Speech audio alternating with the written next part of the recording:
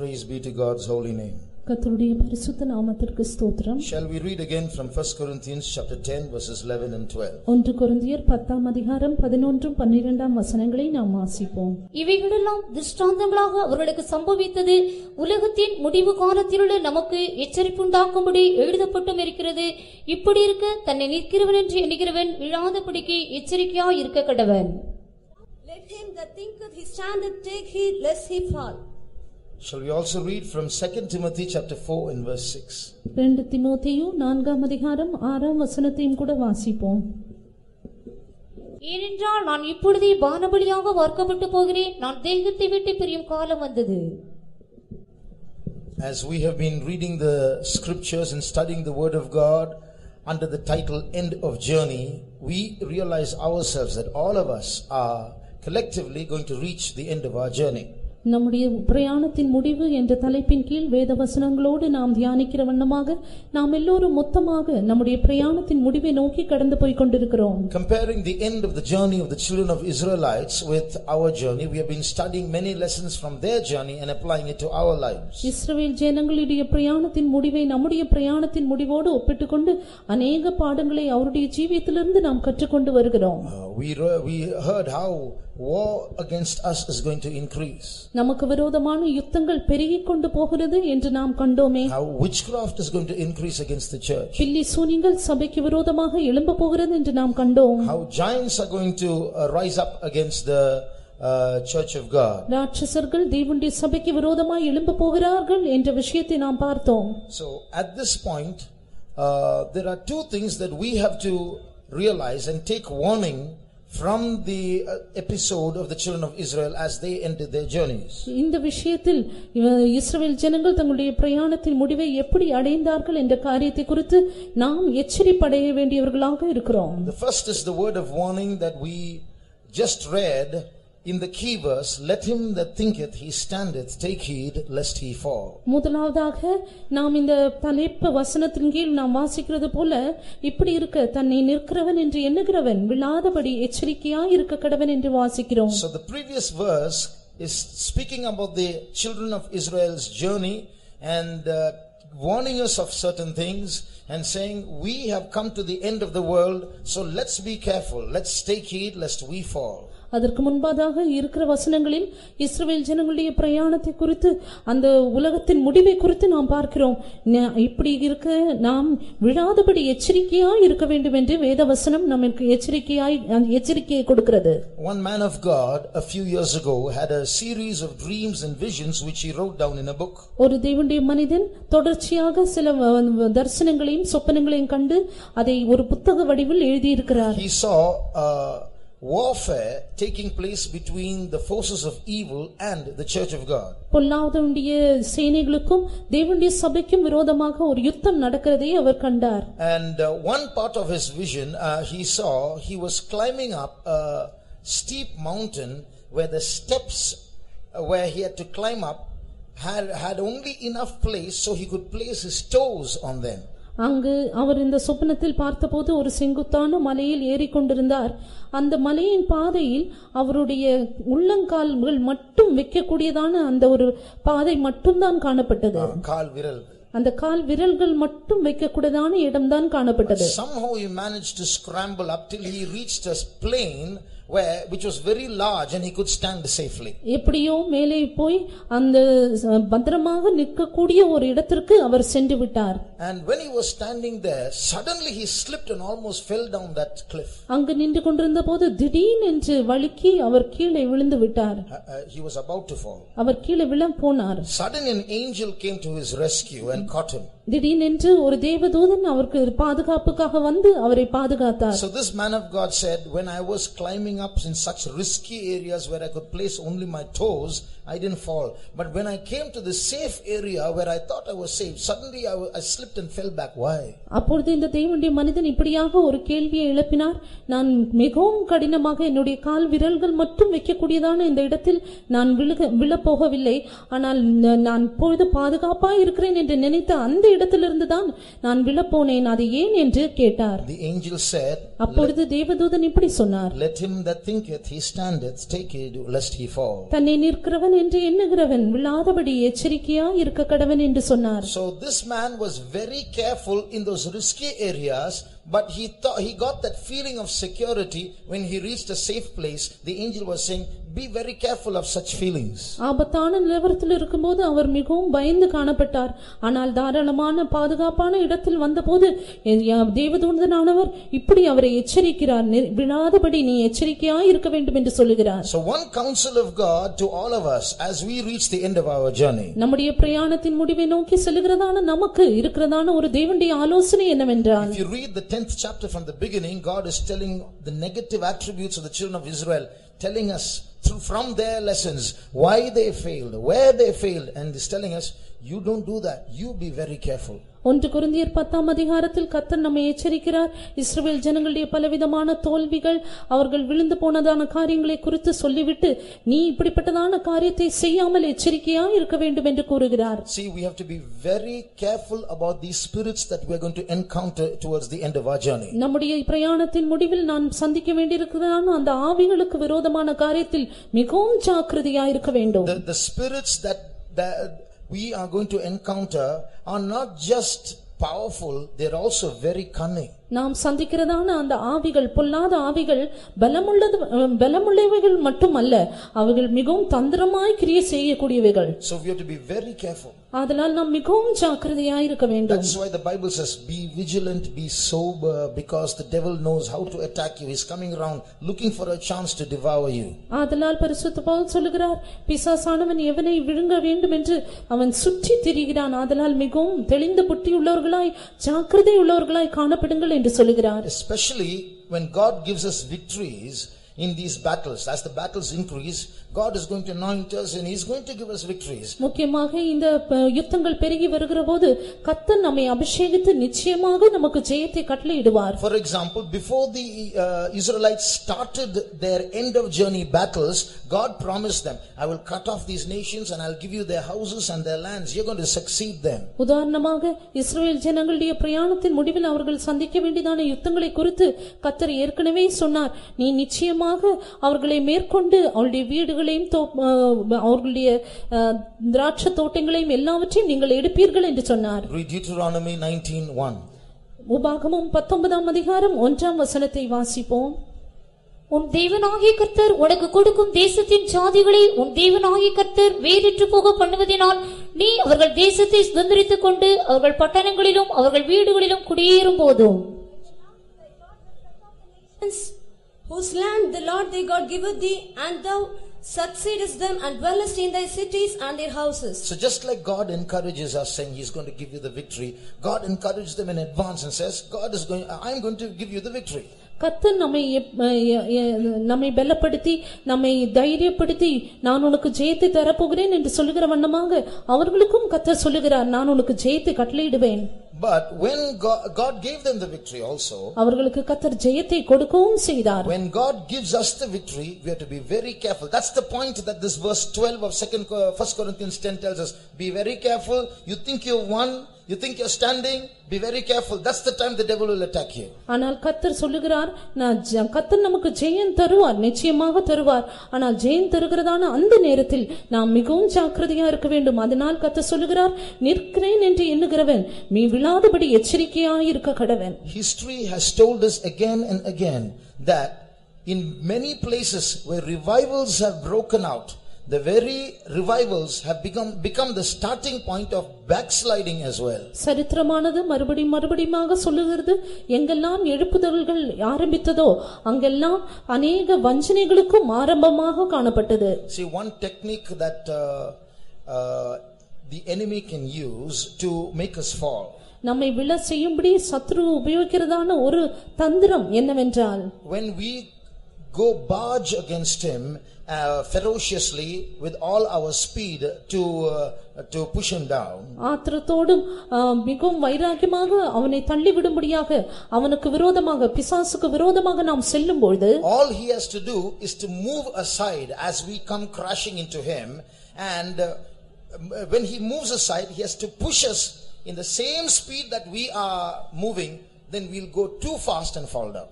அவன் செய்கிற காரியம் என்னவென்றால் நாம் எந்த அளவுக்கு எந்த வேகத்தில் அவனுக்கு விரோதமாக செல்லுகிறோமோ திடீர்னு என்று அவன் மாறி அதே வேகத்தில் நாம் சென்று இடித்து நாம் கீழே விழ வேண்டும் என்று அவன் நினைக்கிறான். He can push us in the same direction. அதே நேர்முறையாக அதே திசையில் அவர் நம்மை கொண்டு போகிறார். So that's why we have to be very careful. அதனால் நாம் மிகவும் ஜாக்கிரதையா இருக்க வேண்டும். Especially when God gives us victory, we have to be very careful. அது மாத்திரமல்ல, முக்கியமாக கர்த்தர் நமக்கு ஜெயம் தரும்போது நாம் மிகவும் ஜாக்கிரதையாய் காணப்பட வேண்டும். One day one servant of God was casting out a demon from a young boy. ஒரு நாளில் ஒரு தேவனுடைய ஊழியர் ஒரு சிறு பையனிலிருந்து ஒரு அசுத்த ஆவியை துரத்தி கொண்டிருந்தார். The demon said, I am Lucifer. அப்பொழுது அந்த அசுத்த ஆவி, நான் லூசிபர் என்று சொன்னது. But you are too powerful for me. ஆனால் நீ எனக்கு மிகவும் வல்லமை உள்ளவனாய் இருக்கிறாய். And that boy fell backwards, the spirit left him. அப்படியாக அந்த பையன் கீழே விழுந்தபோது அந்த ஆவி அவனை விட்டு போனது. So the brother was very happy. See, God has given us power even over Lucifer. லூசிபருக்கு மேலேயும் கர்த்தர் எனக்கு அதிகாரம் தந்திருக்கிறார் என்று அந்த பாஸ்டர் மிகவும் ஆச்சரியப்பட்டார், சந்தோஷப்பட்டார். So that brother went and told the sister in charge, sister, see what happened. அப்பொழுது அந்த சகோதரன் சென்று அந்த மூத்த சகோதரியிடம் என்ன நடந்தது என்று பாருங்கள் என்று சொன்னார். சந்தோஷத்தோடு சொன்னார். See, I cast out that demon. He said, I am Lucifer, and went off. நான் பிசாசை துரத்தினேன், அது லூசிபர் என்று சொல்லி அது ஓடி போயிற்று என்று சொன்னார். And the sister said, அப்பொழுது அந்த சகோதரி சொன்னார்கள், can you see what's happening? என்ன சம்பவிக்கிறது என்று உனக்கு தெரியுமா? That Lucifer left that boy. அந்த லூசிபர் அந்த பையனை விட்டு சென்று விட்டது. Now it has come behind you and it is talking to you. You know, you are greater than Lucifer. ஆனால் அது உனக்கு பின்னாக வந்து உன்னிடத்தில் பேசிக் கொண்டிருக்கிறது, நீ லூசிபரை பார்க்கிலும் பெரியவன் என்று உனக்கு தெரியுமா? So can you see a small pride peeping inside you? இப்பொழுது உனக்குள்ள ஒரு சிறு பெருமை வளருகிறதை நீ காண்கிறாயா? So that's called the cunningness of our adversary. He will act as though he is defeated and try to push us in another direction. அதுதான் நம்முடைய எதிராளியுடைய தந்திரமாக இருக்கிறது. தோற்று போனதை போல காண்பித்து பிற்பாடு நம்மை வேறொரு திசைக்கு நேராக எடுத்து செல்கிறான். I told you about this man of God who saw many dreams. இந்த अनेक சொப்பனங்களை கண்டதான தெய்வ மனிதனை குறித்து சொன்னேனே. In one particular dream, there was a battle between the church of God, the saints of God, and demons. ஒரு சொப்பனத்தில் தேவனுடைய பரிசுத்தவான்களுக்கும் பிசாசுகளுக்கும் நடுவில் நடந்ததான சண்டையை குறித்து அவர் பார்த்தார். So the saints of God were standing in various parts of a mountain slope and shooting at eagles that were coming as evil forces against God's people. அப்பொழுது மலை சரிவின் பல பகுதியில் இருந்து பரிசுத்தவான்கள் நின்று தேவனுடைய ஜனங்களுக்கு விரோதமாய் வருகிறதான ஆவிகள் வல்லமைகளுக்கு விரோதமாக அவர்கள் சுட்டுக்கொண்டே இருந்தார்கள். Every arrow hit an eagle. There was no missing the mark. It was a very successful battle. ஒவ்வொரு அம்பும் அந்த பொல்லாத வல்லமையை தாக்கிக் கொண்டே இருந்தது. மிகவும் ஜெயகரமான ஒரு யுத்தமாக அது காணப்பட்டது. In that battle, the church won. அந்த யுத்தத்தில் சபை வென்றது. The person who was seeing the dream, he is also part of that army. அந்த சொப்பனத்தை கண்டதான அந்த தேவ மனிதனும் அந்த படையை சேர்ந்தவர். When the war was over, அந்த யுத்தம் நின்றபோது he saw that his own garments were flashing with brilliance, with glory. அவனுடைய சொந்த வஸ்திரங்கள் மிகவும் அழகாக பிரகாசித்து ஜொலித்துக் கொண்டிருந்ததை கண்டார். His sword was glittering. அவருடைய வாளானது அதுவும் பிரகாசித்துக் கொண்டிருந்தது. He was very happy. The victory gave him glory. இந்த ஜெயம் எனக்கு இந்த மகிமையை தந்தது என்று சொல்லி மிகவும் சந்தோஷப்பட்டார். Suddenly an angel came next to him. திடீரென்று ஒரு தேவதூதன் அங்கு தோன்றினார். And said, see, look at that valley below. Can you see anything there? அந்த கீழே இருக்கிறதான அந்த பள்ளத்தாக்கில் நீ ஏதாவது காண்கிறாயா என்று கேட்டார். So in the dream he strained his eyes and tried to look into the darkness to see if there was anything there. He said, no, I can't see anything. அந்த சொப்பனத்தில் மிகவும் கஷ்டப்பட்டு அந்த பள்ளத்தாக்குக்குள் ஏதாவது இருக்கிறதா என்று மிகவும் கடினமாக பார்த்தார். Then the angel said, look again. அப்பொழுது அந்த தேவதூதன் மறுபடியும் பார் என்று சொன்னார். So he looked again. மறுபடியும் பார்த்தார். Can you see anything? நீ ஏதாவது பார்க்கிறாயா? Then this man said, see, the glow that is in my uniform and in my sword, the light that is around me is not allowing me to see clearly. அப்பொழுது அவர் சொன்னார், என்னுடைய வஸ்திரத்திலும் என்னுடைய வாளிலும் இருக்கிறதான அந்த மகிமை, அந்த ஜொலிப்பானது அந்த பிரகாசிக்கிறபடினால் என்னால் ஒன்றும் காண முடியவில்லை என்று சொன்னார். Then the angel said, wait, I'll come, and went away. அப்பொழுது தேவதூதன் சொன்னார், நில்லு, நான் வரேன் என்று சொல்லி போய்விட்டார். Came back with a dress. மறுபடியும் ஒரு வஸ்திரத்தோடு வந்தார். That dress was made of very, very rugged material like sackcloth. அந்த வஸ்திரமானது அழுக்கான கந்தை வஸ்திரங்களை போல் காணப்பட்டது. Like sackcloth, சாக்கு துணியை போல. சாக்கு துணியை போல காணப்பட்டது. And the angel said, wear this. இதை நீ அணிந்து கொள் என்று சொன்னார். This man said, this I have to wear this. It doesn't. What is this? அப்பொழுது இந்த தேவ மனிதன் நான் இதை அணிந்து கொள்ள வேண்டுமா என்று சொன்னார். Because if you wear it, it's very ugly to wear it. ஏனென்றால் இதை அணிந்து கொண்டால் மிகவும் அசிங்கமாக இருக்கும். The angel said, wear it. அப்பொழுது தேவதூதன் நிச்சயமாக நீ அணிந்து கொள்ள வேண்டும் என்று சொன்னார். Very unwillingly he wore it.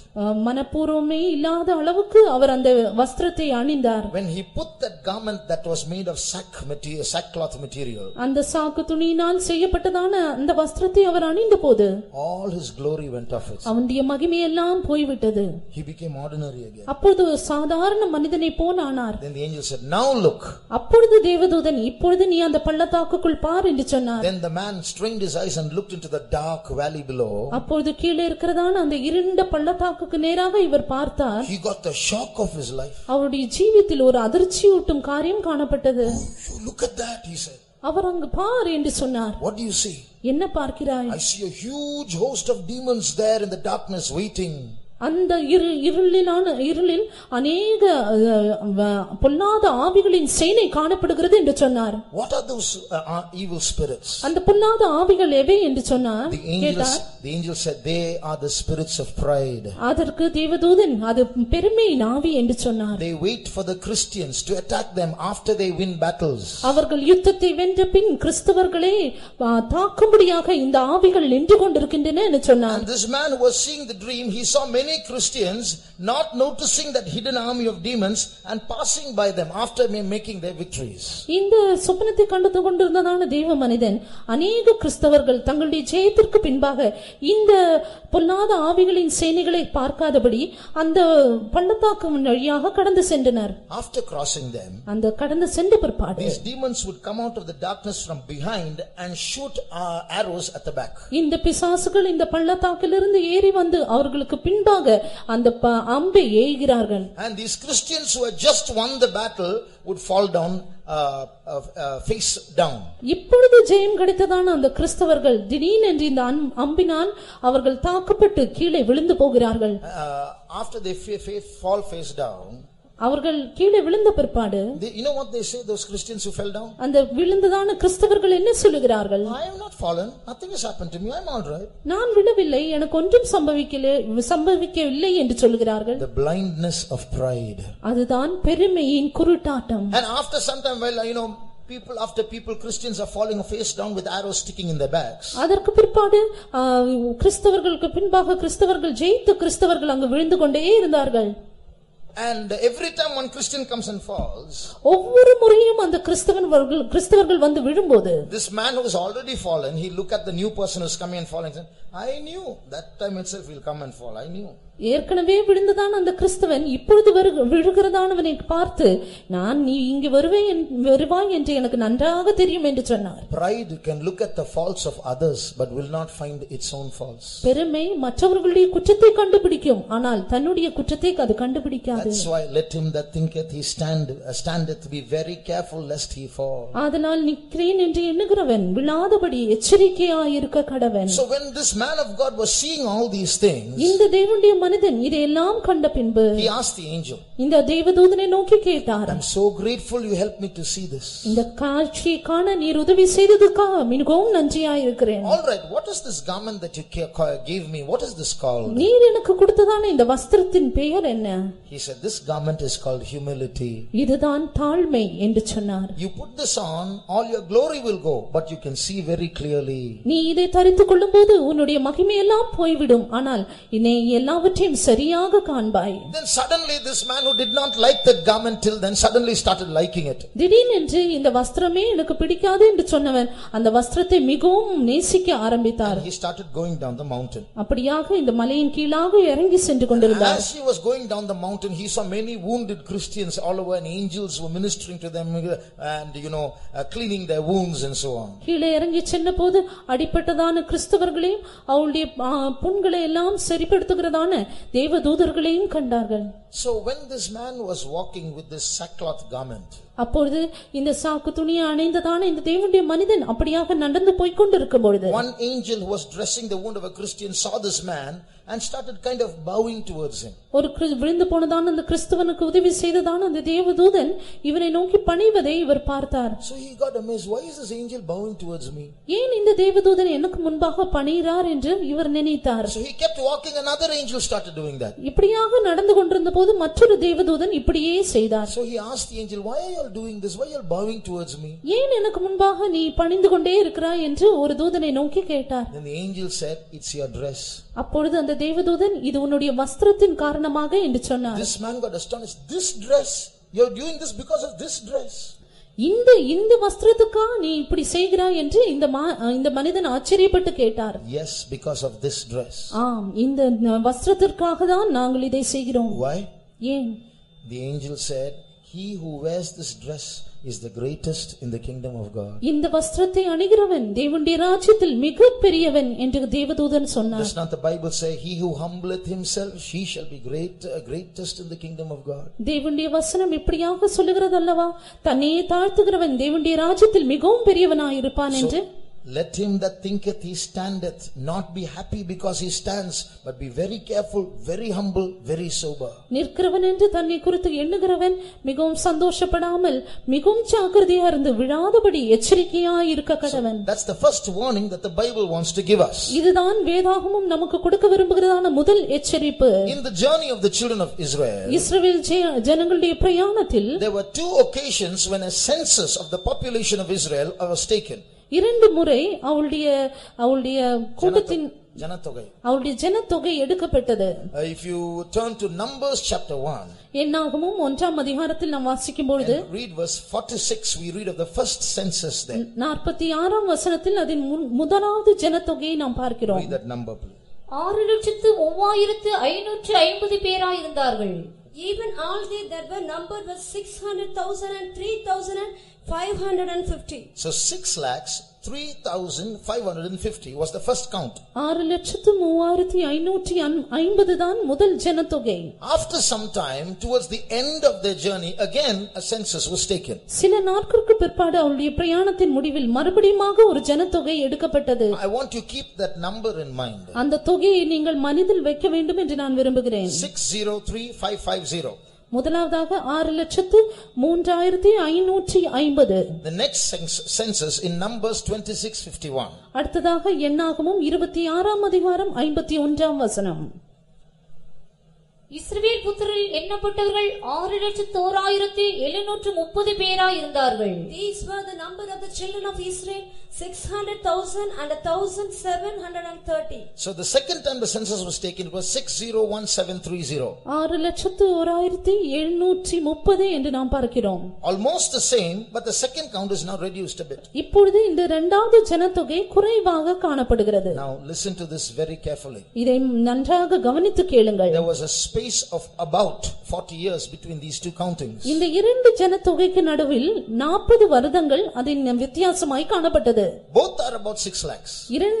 இரண்டு ஜனத்தொகையும் 6 லட்சம் தான். But what has to be observed is, ஆனால் மிகவும் கவனிக்க வேண்டிய காரியம் என்னவென்றால், the second 6 lakhs, except for 2 people, everyone was new. The first 6 lakhs all perished in the wilderness. இரண்டாவது 6 லட்சம் பேரில் 2 பேர் மட்டும்தான் பழையவர்கள், மற்ற எல்லாம் புதிய ஆட்களாக இருந்தார்கள். பழைய ஜனத்தொகையில் இருந்ததான 6 லட்சம் பேரும் முற்றிலுமாக அழிக்கப்பட்டார்கள். That's why the Bible says, see, they disobeyed, they rebelled, they lusted, they tempted, they disbelieved. You don't do that. They perished in the wilderness. Don't let that happen in the New Testament. ஆதலால் வேதவசனம் சொல்லுகிறது, அவர்கள் கீழ்ப்படியாமைய காணப்பட்டார்கள், முரட்டாட்டம் உள்ளவர்களாய் காணப்பட்டார்கள், இச்சை உள்ளவர்களாய் காணப்பட்டார்கள், அவிசுவாசம் உள்ளவர்களாய் காணப்பட்டார்கள், விக்கிரக ஆராதனைக்காரர்களாய் காணப்பட்டார்கள். நீ அப்படி இருக்கக்கூடாது என்று சொல்லி இருக்கிறது. One person said, ஒரு நபர் கூறினார், we learn from history that we do not learn from history. வேதாகம சரித்திரத்திலிருந்து நாம் படிக்கும்போது சரித்திரத்தில் படிக்காதவைகளை நாம் காண்கிறோம் என்று சொன்னார். அதாவது சரித்திரத்திலிருந்து நாம் கற்றுக்கொள்வதில்லை என்று சரித்திரத்திலிருந்து கற்றுக்கொள்கிறோம். That means what the previous generation does and did, the mistakes they did,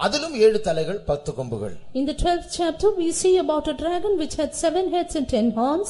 Again in 13:1 we see about the beast which had 7 heads and 10 horns. முதலாவது சர்ப்பம் சாத்தான். The first dragon is Satan. இரண்டாவது மிருகம் அந்திகிறிஸ்து. The second beast is Antichrist. இதில் ஒரு வித்தியாசத்தை பார்க்கிறோம். There is a difference here. முதலாவது காட்சியில் சர்ப்பத்தினுடைய தலையின் மேல் தான் கிரீடங்கள் இருக்கிறது. In the first scene we see the dragon has on its head these 10 crowns. ஆனால் 13ஆம் அதிகாரத்தில் அந்த மிருகத்தினுடைய கொம்புகளில் தான் அந்த கிரீடங்கள் இருக்கிறது. While in 13th chapter we see the 10 crowns upon the horns of the beast. என்ன வித்தியாசம்? What is the difference? முதலாவது ruling by subtlety, தந்திரத்தினால் தலையில் தான் கிரீடம் இருக்கு. தந்திரத்தினால் ஆளுகை செய்வது. The first thing is ruling by subtlety, that is on head.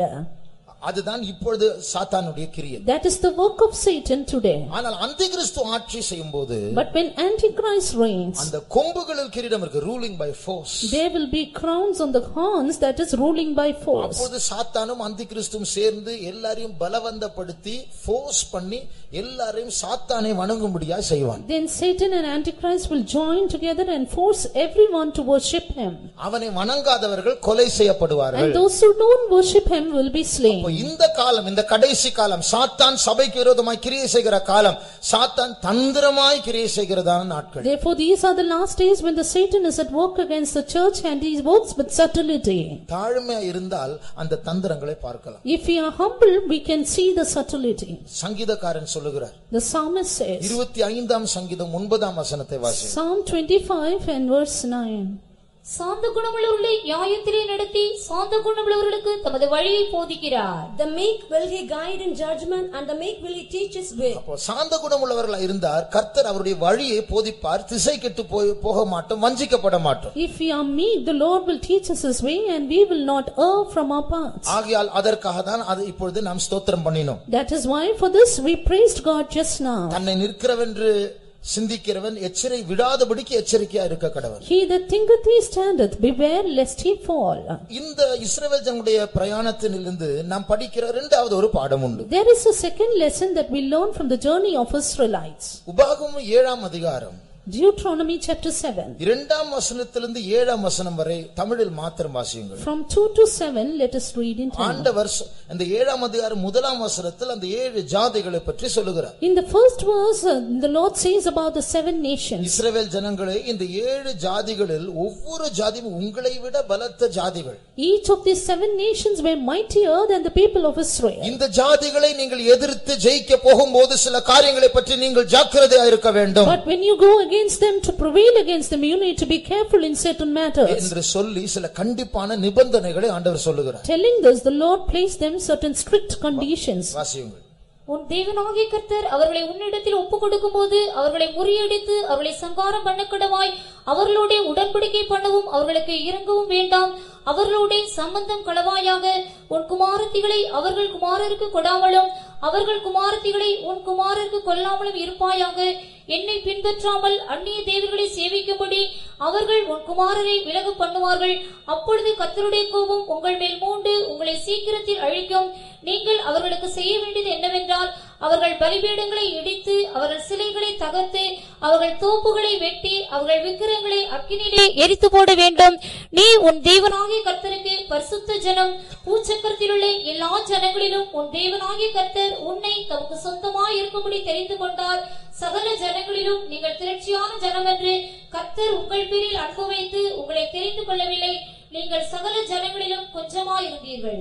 ஆதியாகமம் 15ஆம் அதிகாரத்தில் Book of Genesis chapter 15. Abraham இடத்தில் இந்த இடத்தை பற்றி ஆண்டவர் பேசும்போது, When the Lord spoke to Abraham about this place, இப்பொழுது எம்மோரியர் இந்த இடத்தில் குடியிருக்கிறார்கள். now Amorites abide in this place. அவர்களுடைய அக்கிரமம் இன்னும் நிறைவேறவில்லை. Their iniquity is not at full. ஆனால் அவருடைய அக்கிரமம் நிறைவேறும் போது இஸ்ரவேல் ஜனங்களை அவர்களை முறியடிக்க நியாயம் தீர்க்க நான் அனுப்ப போகிறேன். But when their iniquity is full, I'll send the Israelites to destroy them utterly. ஆகையால் இந்த இஸ்ரவேல் ஜனங்களுடைய பிரயாணத்தை ஒரு கண்ணோட்டத்தில் பார்க்கும்போது அங்கே கானான் தேசத்தில் குடியிருக்கிறதான அந்த ஜனங்களை நியாயம் தீர்க்கும்படியாக ஆண்டவர் அனுப்புகிறார். ஏனென்றால் அவர்களுடைய அக்கிரமம் நிறைவேறிற்று, ஒரு பூர்ணம் அடைந்திருக்கிறது, உச்சகட்டத்துக்கு வந்திருக்கிறது. Looking into the journey of the Israelites on one angle, because the iniquity of the nations were full, the Lord did send them to judge the nations. ஆகையால் ஆண்டவர் சொல்லுகிறார், நீங்கள் அந்த ஜாதிகளோடு போராட, எதிர்க்க, சண்டை போட, துரத்த போகும்போது அவர்கள் உங்களோடு சமரசம் பண்ண பேச்சுவார்த்தைக்கு வருவார்கள்,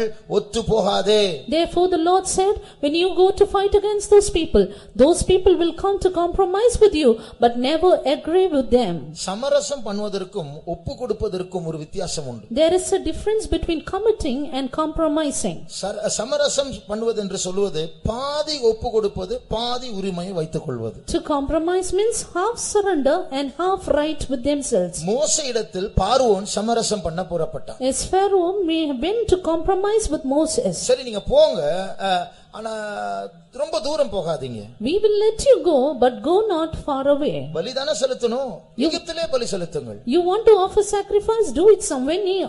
சரி, நீங்க போங்க, உங்களுடைய பெண் ஜாதிகள் பிள்ளைகள் அங்க இருக்கட்டும், ஆண்கள் போங்க. Only you can go, but let only men alone go. சரி, நீங்க போங்க, ஆடு மாடை வச்சிட்டு நீங்க எல்லாம் போங்க. You can go, but leave your livestock here. 10 வாதைகளை ஆண்டவர் ஒன்றுக்கு பின் ஒன்று அனுப்பும் பொழுது இப்படிதான் பார்வோன் பல விதத்தில் சமரசம் பண்ண முடியா பேசுகிறார். Every time the Lord sent one of the 10 plagues, it was like this Pharaoh told. அப்பொழுது மோசே சொல்லுகிறார், ஒரு விரி குழம்பும் இங்க இருக்காது, எல்லாவற்றையும் எடுத்துக்கொண்டு போவோம், அப்படிப்பட்ட விடுதலை எங்களுக்கு தேவையில்லை. But Moses said, we will not leave even one, we will take away everything.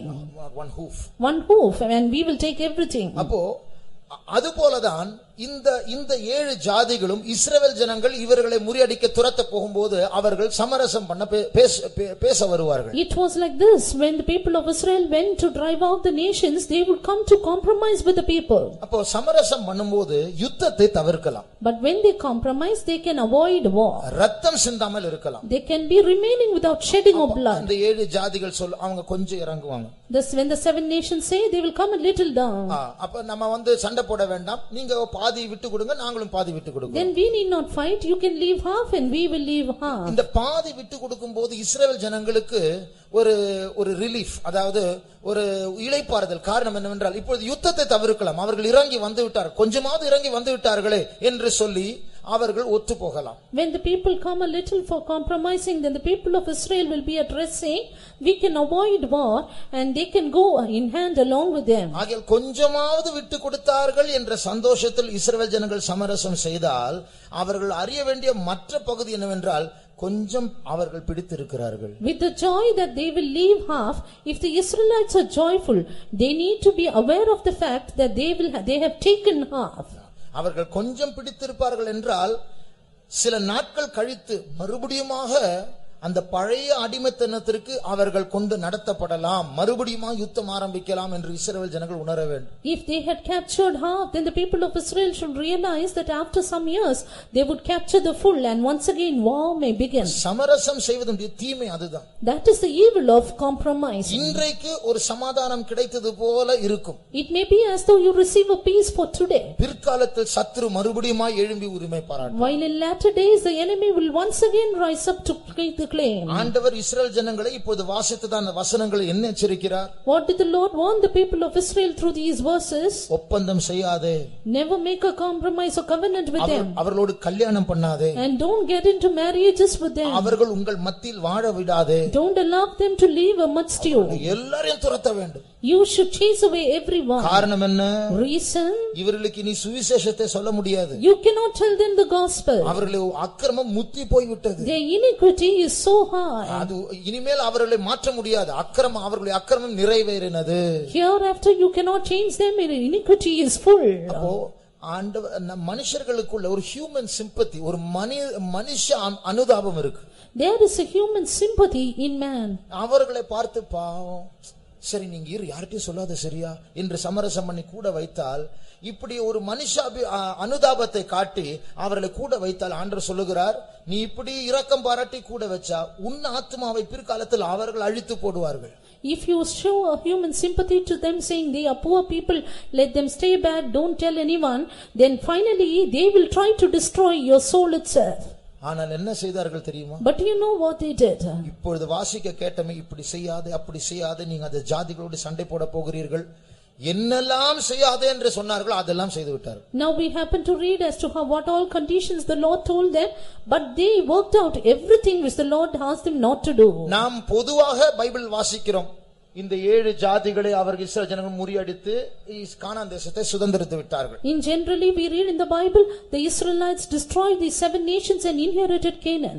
ஆனால் உண்மையாய் ஆழத்தில் பார்த்தால் இவர்கள் மத்தியில் இந்த ஜாதிகள் இருந்தார்களாம். But actually in death these nations were amidst Israel. எல்லாரும் அல்ல, கொஞ்சமாவது அவர்கள் பரவி இருந்தார்கள். Not all, but at least a few were spread abroad. அது மாத்திரமல்ல, இரக்கம் பாராட்டி சரி இரு என்று சொன்னார்கள். அந்த ஜாதிகள் இஸ்ரவேல் ஜனங்களை கெடுத்து விட்டார்கள். Not only that, with sympathy they said you can stay back, but finally they destroyed Israel. அந்த மனுஷ அனுதாபத்தை காண்பித்து இவர்கள் அதற்கு அவர்களுடைய தீமைக்கு இரையாக மாறிவிட்டார்கள். Showing them human sympathy, finally they went into a prey for them. நியாயாதிபதிகளின் புத்தகம் 3ஆம் அதிகாரம் 5ஆம் வசனத்திலிருந்து 7ஆம் வசனம் வரை வாசித்தால் இதை பார்க்கலாம். Book of Judges chapter 3 verses 5 through 7 we read it. இப்படி இஸ்ரவேல் புத்திரர் கானானியர், ஏத்தியர், எமோரியர், பெரிசியர், ஏவியர், எபூசியர் ஆகிய இவர்கள் நடுவே குடியிருந்து, இவர்கள் நடுவில், இப்ப பாருங்க இந்த ஜாதி, இந்த 7 ஜாதிகள், இவர்கள் நடுவில் இவர்கள் குடியிருந்து அவர்களுடைய குமாரத்திகளை விவாகம் பண்ணி தங்களுடைய குமாரத்திகளை அவர்கள் குமாரருக்கு கொடுத்து, பாருங்க ஆண்டவர் சொன்ன ஒப்பந்தம் செய்யாதே, உடன்படிக்கை செய்யாதே, கல்யாணம் பண்ணாதே என்று சொன்ன அதே காரியத்தை செய்து விட்டார்கள். The Lord said, do not make covenant with them, do not get into marriages with them, but they did the very same thing. கல்யாணம் பண்ணி அவர்கள் தேவர்களை சேவித்தார்கள். அவர்கள் தேவர்களை சேவித்தார்கள். இப்படி இஸ்ரவேல் புத்திரர் கர்த்தரின் பார்வைக்கு பொல்லாப்பானதை செய்து தங்கள் தேவனாகிய கர்த்தரை மறந்து பாகால்களையும் தோப்பு விக்கிரகங்களையும் சேவிக்கிற போது, தோப்புகளை செய்யாதே, பாகாலை வணங்காதே எல்லாம் சொன்னார், அப்படியே செய்து விட்டார். The Lord said, do not serve Baal and do not make groves, but they did all that. இதே போல இந்த இஸ்ரவேல் ஜனங்கள் கானான் தேசத்துக்குள் பிரவேசிக்கும் போது அவர்கள் சந்தித்த தோல்வியிலிருந்து நாம் படிக்க வேண்டிய காரியம் என்ன?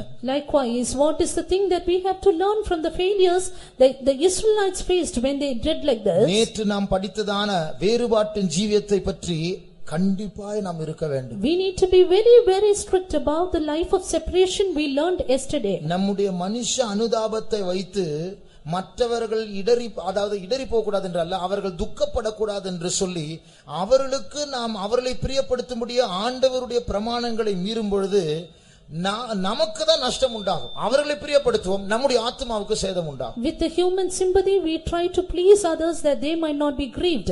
We may please them but we destroy our own soul. ஆதியாகமம் நியாயாதிபதிகளின் புத்தகம் 2ஆம் அதிகாரத்தில் நாம் ஒரு வசனத்தை வாசிக்கிறோம். Book of Judges chapter 2 we read a verse. ஆண்டவர் சொன்னார், நீ சமரசம் பண்ண கூடாது, அவரோட ஒப்பந்தம் வைக்க கூடாது என்று சொன்னேனே, நீ ஏன் அப்படி செய்யவில்லை? The Lord said, I told you that you should not have a league or a covenant with them, but why didn't you do that? 2ஆம் வசனம் வாசிங்க. Verse 2. நீங்கள் இந்த தேசத்தின் குடிகளோடு உடன்படிக்கை பண்ணாமல் அவர்கள் பலிபீடங்களை இடித்துவிட கடவீர்கள் என்று சொன்னேன். ஆனாலும் என் சொல்லை கேளாதே போனீர்கள். ஏன் இப்படி செய்தீர்கள்? ஏன் இப்படி செய்தீர்கள்? Why have you done this? நீங்கள் புறப்பட்டு போகும்போது இந்த கானான் தேசம் பக்கத்தில் வரும்பொழுதே நான் உங்களை எச்சரித்தேனே, இப்படி செய்யக்கூடாது. When you set forth and came near Canaan, I did warn you, saying, don't do this. ஏன் இப்படி செய்தீர்கள்? Why have you done this? நீங்கள் இப்படி செய்தபடினால், because you have done this. அதனுடைய விளைவை அடுத்த வசனத்தில் வாசிக்கிறோம். Consequence we read in the next verse. ஆகையால் நான் அவர்களை உங்கள் முகத்திற்கு முன்பாக துரத்துவதில்லை என்றேன். அவர்கள் உங்களை நெருக்குவார்கள், அவருடைய தேவர்கள் உங்களுக்கு கண்ணி ஆவார்கள் என்றார். அவர்களுடைய தேவர்கள் உனக்கு கண்ணி ஆவார்கள். Their God shall be a snare unto you. இதனால தான் பில்லி சூனியம் பலிக்கும். That is why witchcrafts prosper. நான் ஒரு எல்லை கோடை வரைய சொன்னேன்.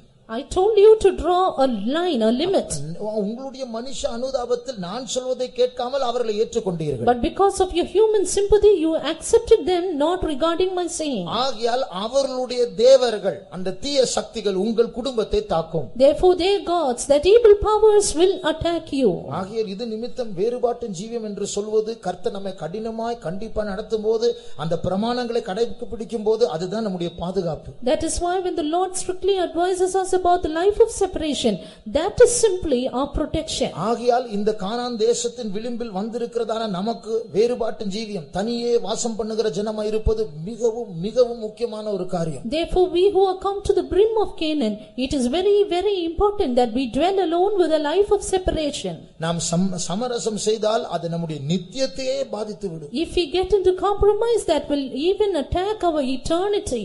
இப்பொழுது நாம் வேறொரு விஷயத்துக்கு வர போகிறோம். Now we are going to see another thing.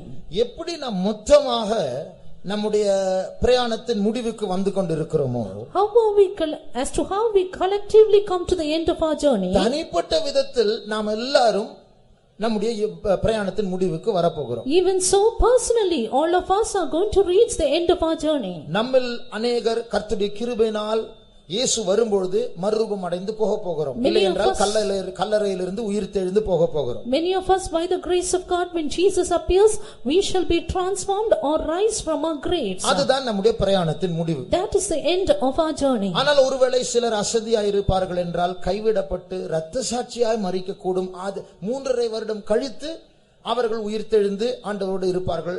அவர்கள் இடையில் மரிப்பார்கள் இரத்த சாட்சிகளா. அதுதான் அவருடைய பிரயாணத்தின் முடிவு. Maybe because some are slack, they may die as martyrs, and at the end of 3.5 years of tribulation they would rise up again, and that is the end of their journey. அது மாத்திரமல்ல, not only that, சிலர் கைவிடப்பட்டு இரத்த சாட்சியா மரிக்க பலன் இல்லாமல் சாத்தானுக்கு தங்களுடைய ஆத்துமாக்களை ஒப்பு கொடுத்து அந்திகிறிஸ்துவின் முத்திரை எடுப்பார்கள். Some, being left behind, they will have no power or strength to die as martyrs, but yield their souls unto Antichrist or take the mark of the beast. அவர்களில் அநேகரும் இந்த 7 வருஷத்தில் மரிப்பார்கள். And many of them will die in these 7 years. பைபிளில் நேரம் இல்லை, ஆனால் வசனம் உண்டு.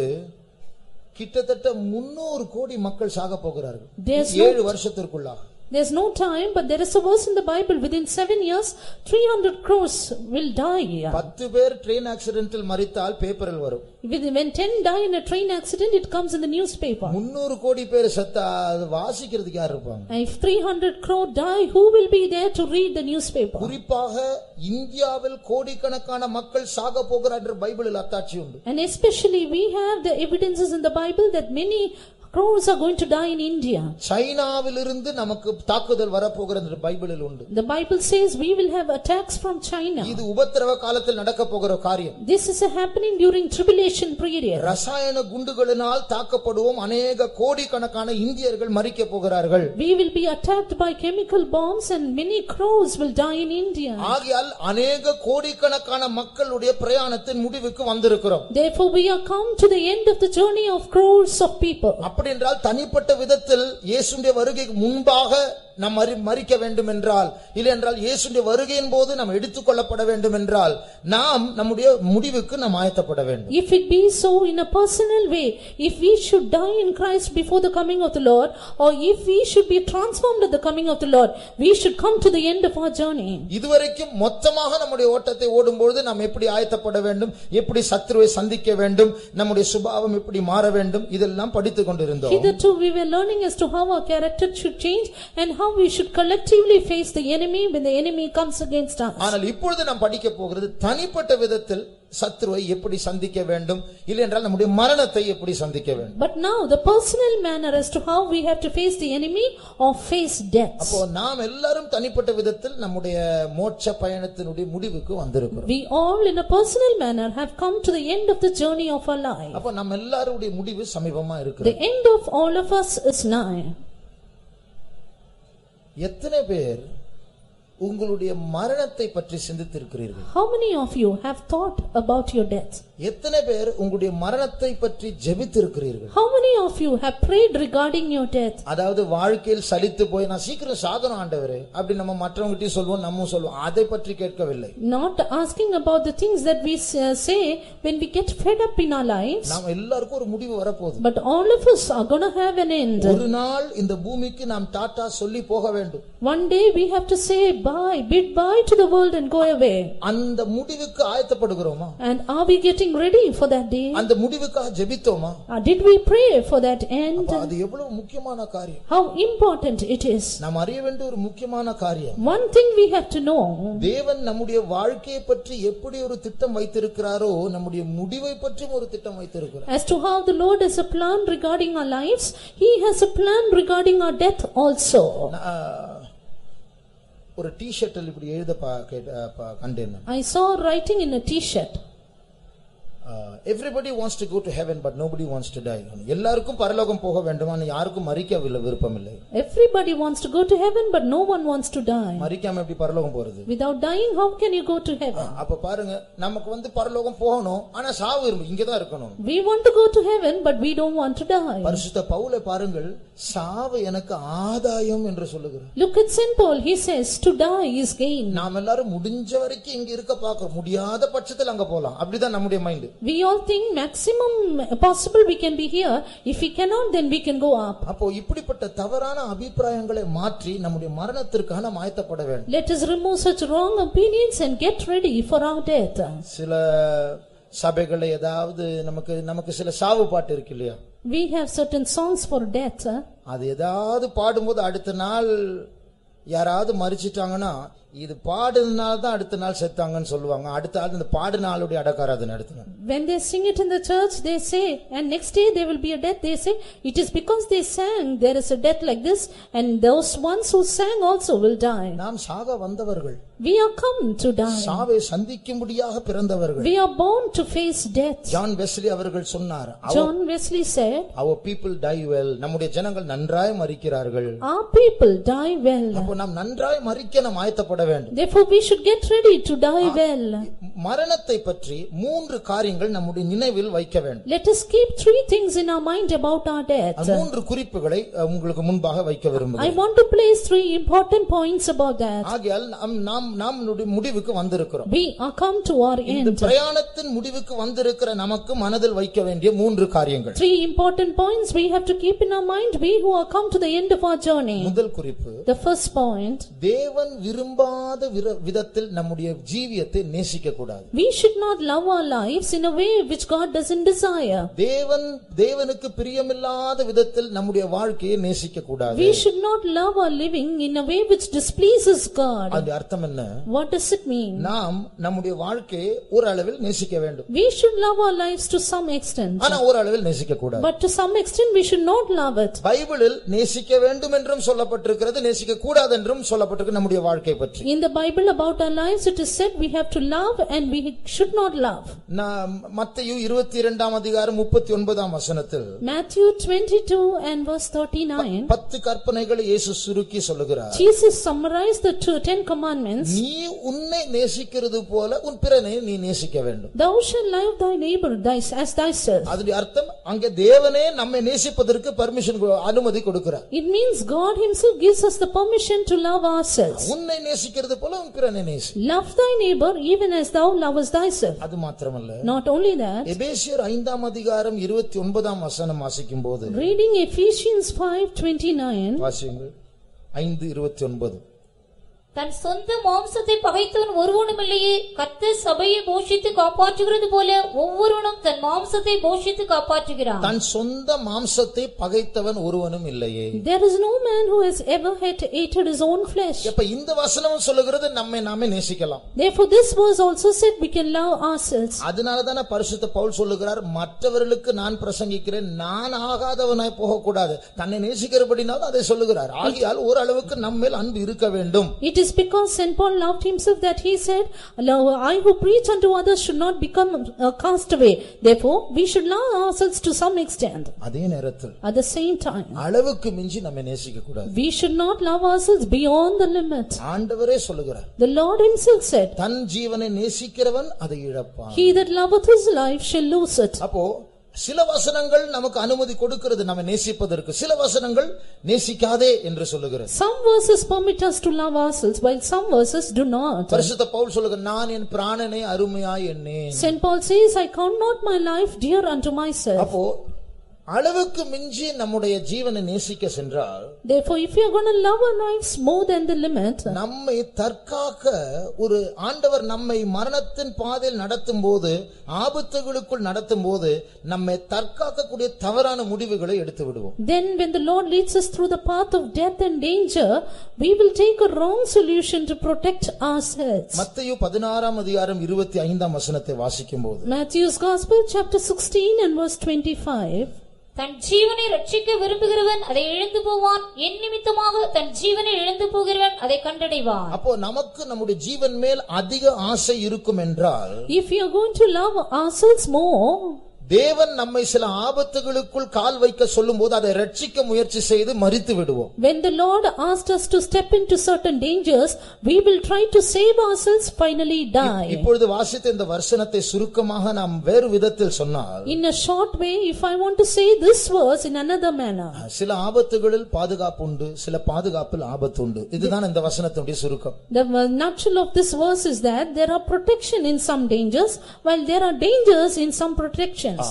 அப்போ தேவன் நம்மை சில ஆபத்துகளுக்குள் நடத்தும் போது அளவுக்கு மிஞ்சி நம்மை நாமே நேசித்தால் அந்த ஆபத்துக்குள் கால் வைக்க நாம் யோசிப்போம். when the Lord leads us through certain dangers, if we are going to love ourselves beyond limit, then we will try to save ourselves. உதாரணமாக, for example, இந்த இஸ்ரவேல் ஜனங்கள் அவருடைய பிரயாணத்தில், this people of Israel in their journey, அவர்கள் செங்கடலை கடந்து சில நாட்கள் கழித்து காதேஸ் பார்னியா என்கிற ஒரு இடத்திற்கு வந்தார்கள். having crossed the Red Sea, they came to a place called Kadesh Barnea. இங்கே இந்த கானான் தேசம் ரொம்ப கிட்ட, இதுதான் கானான். and Canaan, the land was very nigh to them. அப்ப காதேசுக்கு வந்திருக்கிறார்கள். they came to Kadesh. அப்போ அங்கிருந்து தான் வேவு பார்க்கும்படியா 12 பேர்கள் அனுப்புகிறார். it is from there he sent 12 men to spy the land. இந்த இடத்திலிருந்து மோசே அவர்களை அனுப்பி அந்த இடத்தை வேவு பார்த்து இவர்கள் திரும்பி வருகிறார். Moses sent them from this place to spy the land, and they returned to the land. அப்பொழுது 10 பேர் துர்ச்செய்தியை கொண்டு வந்தார்கள். 10 people brought the evil report. ஐயோ, அங்க பெரிய ராட்சதர்கள் இருக்கிறார்கள், நம்மால அங்க ஜெயிக்க முடியாது, அவர்கள் முன்பா நாம் வெட்டுக்கிளிகளை போல இருக்கிறோம் என்று அவர்கள் சொன்னார்கள். they said, great giants are there, we cannot conquer, and we are like grasshoppers before them. தேவ சித்தம் என்ன? what is the will of God? அவர்கள் அங்க போக வேண்டும், அந்த ராட்சதர்களை சந்திக்க வேண்டும், அவர்களை ஜெயிக்க வேண்டும். they have to go to Canaan, visit, meet the giants and prevail over them. ஆனா இந்த இஸ்ரவேல் ஜனங்களும் இந்த 10 பேர் வேவு பார்த்து வந்த 10 பேரும் அவருடைய பிராணனை அருமையாய் எண்ணினபடினால் அவர்கள் பயந்து தயங்குகிறார்கள். but the people of Israel and the 10 spies, because they counted their lives dear unto themselves, they feared entering into Canaan. அப்பொழுது ஆண்டவர் சொன்னார், நீங்கள் இப்படி செய்தது நிமித்தம் நீங்கள் யாரும் கானானுக்குள் போக முடியாது. it is then the Lord said unto them, because ye have done this, none of you will enter into Canaan. பிழைக்கும்படியாக போக மாட்டேன் என்று சொன்னவர்கள் மரித்து போய்விட்டார்கள். அவர்கள் தான் அந்த முதல் 6 லட்சம் பேர். those who said, I will not go in order to leave, they all died. Those were the first 6 lakhs. Bible சொல்லுகிறது, இந்த 6 லட்சம் பேர் இந்த வனாந்தரத்தில் ரூட் மாறி மறுபடியும் அந்த இடத்திலிருந்து திரும்பி வந்து அலைந்து கொஞ்சம் கொஞ்சமாக அந்த 40 வருட காலத்தில் மரித்து போனார்கள். ஆனால் இந்த துர்ச்செய்தியை கொண்டு வந்தவர்கள் அன்றைக்கே மரித்தார்கள். the Bible says that those who brought the evil report, they died on the same day, while those who do not believe the Lord, they went through a different route. They wandered and finally died in these 40 years. ஆகையால் நம்மை நாமே ஒரு அளவுக்கு நேசிக்க வேண்டும். therefore we have to love ourselves to some extent, நாம் ஆகாதவர்களாய் போறக்கூடாது. that we should not be a castaway. ஆனால் அதற்கு மிஞ்சி நம்மை நேசித்தால் தவறான முடிவுகளை பிழைக்கும்படியாய் செய்து அங்குதான் நம்முடைய ஆத்மாவை இழந்து விடுவோம். but if we are going to love ourselves beyond that, we will come to a wrong conclusion to save ourselves, and there we will die. இதுதான் நாம் படிக்கிற முதலாவது பாடம். this is the first lesson we learn. அளவுக்கு மிஞ்சி நம்மை நேசிக்க கூடாது. do not love yourself more than a limit. நம்முடைய பிரயாணத்தின் முடிவுக்கு வந்திருக்கிறோம். அளவுக்கு மிஞ்சி நம்மை நேசித்தால் இந்த பிரயாணத்தின் முடிவில் திசை கெட்டு போய்விடும். we have come to the end of our journey. if we love ourselves beyond limit, then we will lose our inheritance. நாம் படிக்கிறதான இரண்டாவது பாடம், the second lesson that we learn, நம்முடைய மரணத்தை பற்றி நமக்கு ஒரு வெளிப்பாடு கிடைக்க வேண்டும். we need to have a revelation about our death.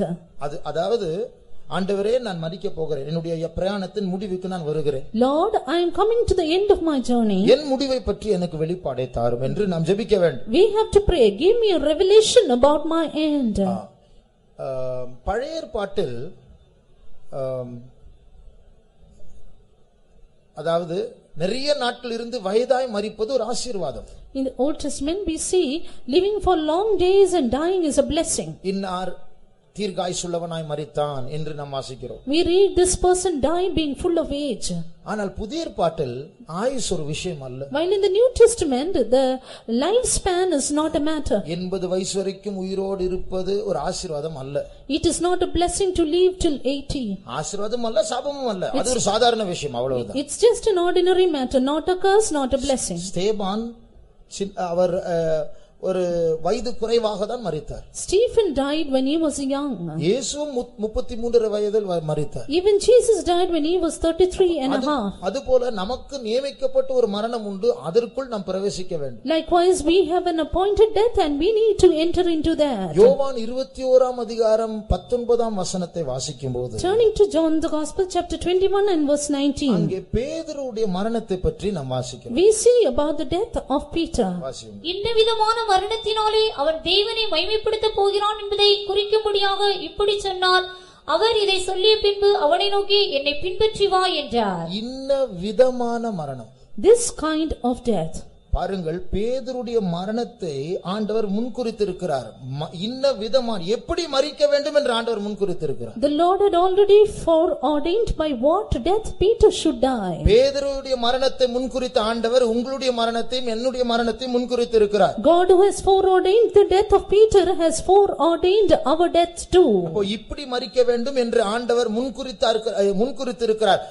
அதனுடைய அர்த்தம் நம்முடைய வாழ்க்கை பற்றியும் ஒரு தேவசித்தம் உண்டு, நம்முடைய மரணத்தை பற்றியும் ஒரு தேவசித்தம் உண்டு. The Lord has foreordained our death. It means there is a will of God regarding our life and a will of God regarding our death too. நம்முடைய வாழ்நாள் எல்லாம் தேவசித்தம் தேவசித்தம் தேவசித்தம் செய்து மரிக்கும் போது தேவசித்தம் இல்லாமல் மரித்தால் அது எவ்வளவு பெரிய ஒரு நஷ்டம். All through our life doing the will of God, finally if we don't die in the midst of the will of God, what a great loss it is. எகிப்திலிருந்து புறப்பட்டு எத்தனையோ ஜாதிகளை முறியடித்து வனாந்தரத்தை கடந்து சென்று கடைசில கானான் தேசத்துக்குள் பிரவேசிப்பதற்கு முன்பா ஒரு சத்துரு குத்தி கொலை செய்தால் எவ்வளவு பரிதாபமான முடிவு. Destroying everyone whom the Lord had said and crossing the Red Sea, and finally if you are being struck by an enemy, then what a great end, miserable end it is. யாக்கோபினுடைய முடிவை பற்றி வாசிக்கிறோம். We read about the end of Jacob. அவர் பெட்டில் உட்கார்ந்து தன்னுடைய பிள்ளைகளை ஆசீர்வதித்தார். He sat on his bed and blessed his children. எல்லாரையும் ஆசீர்வதித்த பிறகு ரெண்டு காலையும் தூக்கி கட்டில்ல வச்சு படுத்துட்டு மரித்தார். After blessing everyone, placed two of his legs on his bed and he died. இது ஒரு சமாதானமான முடிவு. This was a peaceable end. இது பழைய ஏற்பாட்டில் நல்ல முடிவு. In the Old Testament it is good. ஆனால் புதிய ஏற்பாட்டில் இப்படி காலை தூக்கி பெட்ல வச்சு படுத்து உறங்குறது தேவ சித்தமாய் இருந்தால் மட்டும் தான் அப்படி முடிவு இருக்க வேண்டும். But in the New Testament only if it is the will of God we should sleep like that and then die. காரணம் என்னவென்றால் நாம் ஒரு சமாதானமான முடிவை எதிர்பார்க்க கூடாது, தேவ சித்தத்திற்குட்பட்ட ஒரு மகிமையான ஒரு முடிவை நாம் எதிர்பார்க்க வேண்டும். Reason being we should not expect a peaceable death but a glorious death which is in the center of God's will. ஆகையால் நம்முடைய முடிவை பற்றி நாம் ஒரு வெளிப்பாடை பெற்று அதை பற்றி ஜெபிக்க வேண்டும். Therefore receiving a revelation about our death we need to pray for that. என்னுடைய சிறிய வயதில் In my little age ஒரு இரத்த சாட்சியை போல் மரிக்கிறதை பற்றிய சில சொப்பனங்களை நான் கண்டிருக்கிறேன். I have seen dreams that I die like a martyr. ஒருவேளை அது தேவனுடைய சித்தமா இருக்கும் என்றால், if at all, if it is the will of God, நான் சாதாரணமா மரிக்க கூடாது. I should not die in an ordinary manner. கழுத்து வெட்டப்பட்டு நான் மரிக்க வேண்டும் என்று தேவனுடைய சித்தமா இருக்கும் என்றால் அப்படிதான் மரிக்க வேண்டும், அதுதான் தேவ மகிமை. If it is the will of God that my neck should be cut and I should die only like that, that is the glory of God. அந்த மரணத்தை சந்திக்க நான் ஜெபித்து ஆயத்தப்பட, இதுதான் இரண்டாவது குறிப்பு. And I should pray and get ready to face that death. This is the second point. மூன்றாவது, thirdly, நம்முடைய மரணம் ஒரு பலியாக மாற வேண்டும். Our death need to be a sacrifice. அதாவது நாம் மரிப்பது தேவனுக்கு ஒரு காணிக்கையாக ஒரு பலியாக மாற வேண்டும். That is, our death should be an offering and a sacrifice to God. அதை பற்றி தான் 2 தீமோத்தேயு 4ஆம் அதிகாரம் 6ஆம் வசனத்தில் ஆரம்பத்தில் நாம் வாசித்தோம். It is about that in the beginning we read in 2 Timothy chapter 4 and verse 6. நான் பான பலியாய் வார்க்கப்பட்டு போகிறேன் என்று பரிசுத்த பவுல் சொல்லும்போது தன்னுடைய மரணத்தை பற்றி சொல்லுகிறார். When Saint Paul says I am ready to be offered, he says about his death. ஒரு பான பலி என்றால் என்ன?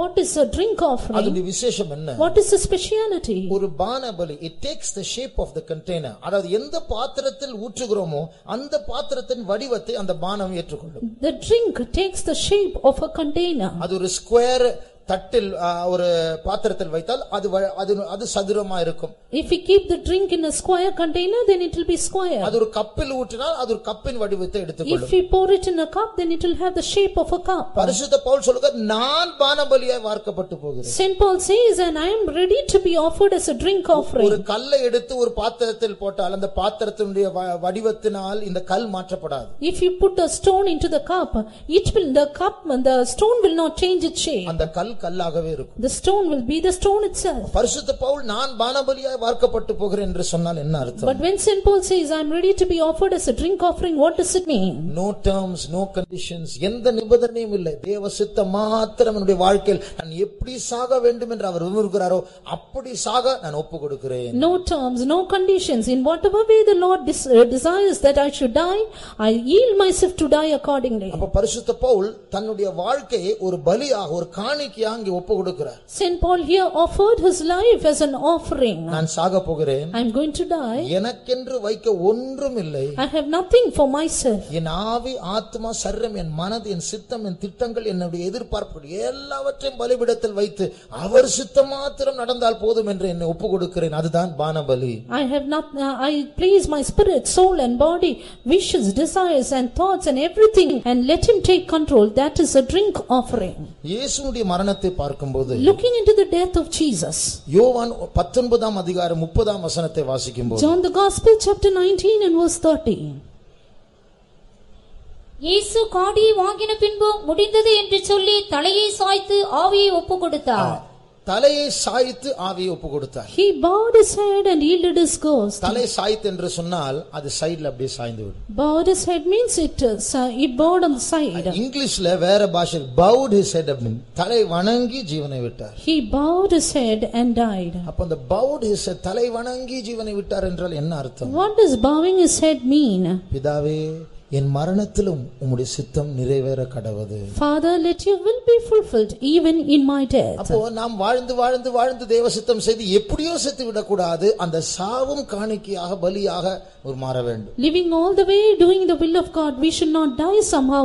Even our death should be as an offering, a drink offering to the Lord. அதுதான் தேவனுக்கு மகிமை. That is glory unto the Lord. யோவான் 12ஆம் அதிகாரம் 23ஆம் 24ஆம் வசனங்களை வாசிக்கும்போது, John the Gospel chapter 12 verses 23 and 24, அப்பொழுது இயேசு அவர்களை நோக்கி, மனுஷகுமாரன் மகிமைப்படும்படியான வேளை வந்தது. மனுஷகுமாரன் மகிமைப்படும்படியாக வேளை வந்தது.